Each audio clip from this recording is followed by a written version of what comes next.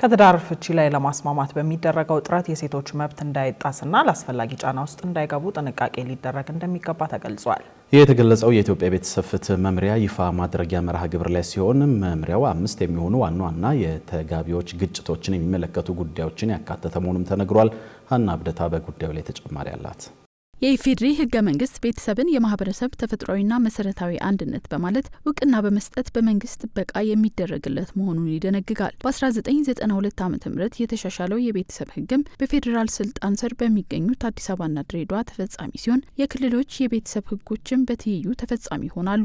ከዚህ በተጨማሪ የሃይማኖት ህጎችና ባህላዊ ስርዓቶችም በህግ እውቅና የተሰጣቸው ሲሆን በተወሰኑ ሁኔታዎች የቤተሰብ ጉዳዮች ላይም ተፈጻሚ ሊሆኑ እንደሚችሉ ተነግሯል። በዛሬው ዕለትም እነዚህ ህጎችን የበለጠ የሚደግፍ ነው የተባለና ለግለሰቦችና ለፍትህ ባለሙያዎች የቤተሰብ ግጭትን እንዴት በውጤታማነት ለመፍታት እንደሚቻል ለማሳያ የሚሆኑ መንገዶችን የሚያመላክት እንደሆነ የተነገረለት የኢትዮጵያ የቤተሰብ ፍትህ መምሪያ ይፋ ሆኗል። መምሪያውን የፍትህ ሚኒስቴር ከሄግ ኢንስቲትዩት ፎር ኢኖቬሽን ኦፍ ሎው ሄልና ዴስቲኒ ኢትዮጵያ ከተባለ ተቋም ጋር በትብብር ያዘጋጀው መሆኑ ተነግሯል። ለመሆኑ የመምሪያው ዓላማ ምን ይሆን? የፍትህ ሚኒስትር ዴኤታ የሆኑት ኤርሚያስ የማነ ብርሃን አብራርተዋል። ይሄ መመሪያ አይደለም፣ መምሪያ ነው፣ ጋይድላይን ነው፣ አስገዳጅ አይደለም።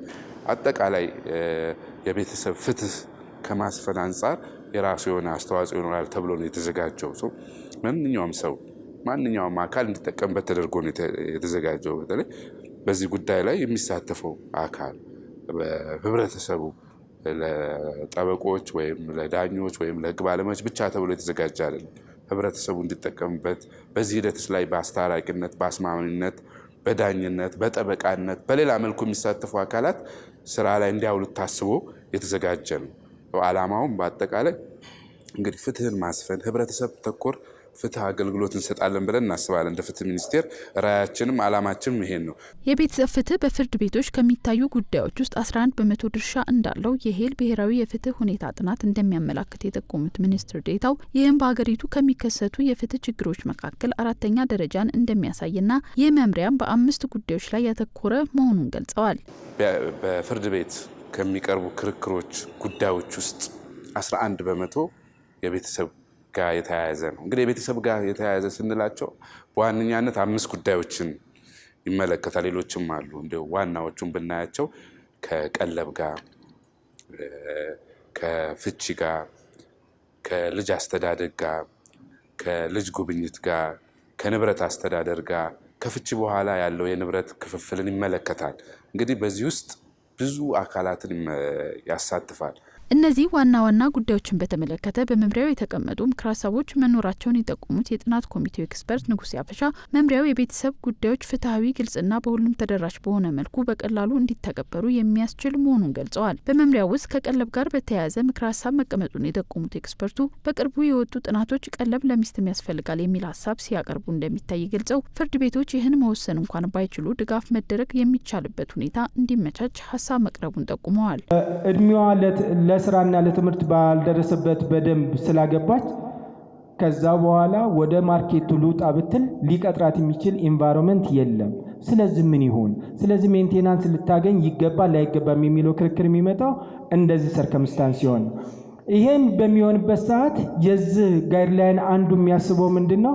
በተለይ እንደዚህ አይነት ለተጋለጡ ሰዎች ስፔሻል ስኪል ወይም ትሬኒንግ ቢሰጡና ራሳቸውን ከአዲስ ኒው ሰርከምስታንስ ጋር አዳፕት የሚያደርጉበትን ዲቫይስ ቢደረግ ረጅም እድሜዋን ለትዳሩ ኮንትሪቢዩት ያደረገችና የተፋታች ሴት ቀለብ የማግኘትን ህጉ ሪኮግናይዝ አድርጓል የሚል ሪሰንት ፐብሊኬሽኖችንም እያየን ነው።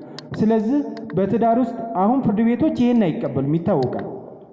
ባልና ሚስት ከተፋቱ በኋላ የቀለብ ጥያቄ ቢነሳ ፍርድ ቤቶች አይቀበሉም። ምክንያቱም ዝምድናው ቆሟል ብለው ስለሚያስቡ ግዴታ የለባቸው።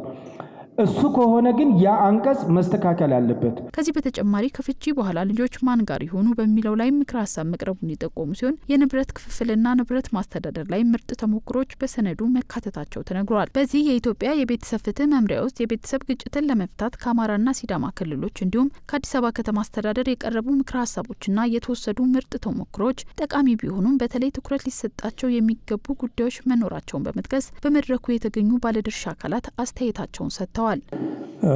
ቴክኒካል የሆኑ የህግ ጉዳዮች ሳይሆኑ የማህበረሰብ በተለይ በፓብሊክ ጀስቲስ ላይ እንዴት ጉዳዮች ሃንድል እየተደረጉ እንዳሉ ይዘቱ ላይ በበቂ መጠን ተሞክሮች ተቀምረው ከተለያዩ ክልሎች ኢንኮርፖሬት እንዲደረጉ መደረጉም ከሌሎች ሰነዶቻችን በተወሰነ መልኩ ለየት ያለ ሰነድ አድርጌ ወስጄዋለሁ። በእርቅ ብዙ ጉዳዮች እንዲያልቁ ማድረግ ጥሩ ነገር ሆኖ በተቻለ አቅም ዓለም አቀፍም ከህገ መንግስቱ ጀምሮ ያሉ የሴቶችና ህጻናት መብቶችን በጠበቀ መልኩ መደረግ አለባቸው ብዬ ነው የማስበው። ምክንያቱም አንዳንዴ ያው ሪሰንትሊ የምናያቸው አሉ በግድ እንዲታረቁ ወይም ሴቶቹ ላይም ብዙ ተጽዕኖ እየተደረገ ችለው እንዲኖሩ በሚደረግበት ጊዜ እስከ ግድያም ሌሎች የሚደረሱባቸው ሁኔታዎች ስላሉ በሰላም እንዲኖሩ የተሻለውን ርቀት መሄድ ካልሆነ ደግሞ ቅድም በታዩት የሜንቴናንስ የዳይቮርስ ሌሎች ኢሹዎች ላይ ሰላማዊ በሆነ መልኩ እንዲደረግ በጣም ትኩረት ሊሰጥበት የሚገባ ጉዳይ ነው ብዬ ነው የማስበው።